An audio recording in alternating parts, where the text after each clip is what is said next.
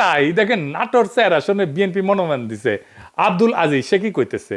সে নিরাপদে রাখবে আওয়ামী লীগারদের, শুনেন। আওয়ামী লীগের ভাইরা বিনয় সহিত বলি, দয়া করে মায়া করে আপনাদের নিরাপদে রেখেছি।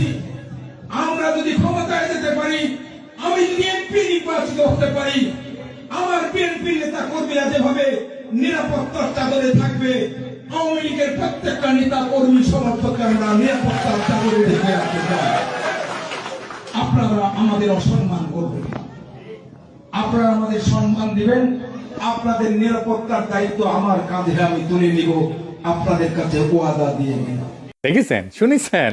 হ্যাঁ, আবার দেখেন আওয়ামী লীগারদের কইতেছে আমাদের সহযোগিতা করেন, আমরা আপনাদের হেফাজত করব। বিএনপি আগামীতে সরকার গঠন করবে। আমি চাই এই অত্র এলাকার জাতীয় সংসদে যেন আমাদের বিএনপি প্রার্থী সংসদে যেতে পারে। আওয়ামী লীগ ভাইদের উদ্দেশ্যে বলতে চাই, আপনারা আমাদেরকে সহযোগিতা করেন, আমরা আপনাদের হেফাজত করবো, যাতে আপনাদের উপর কোনো অফিসার অত্যাচার না হয়। ভাইরা আমার,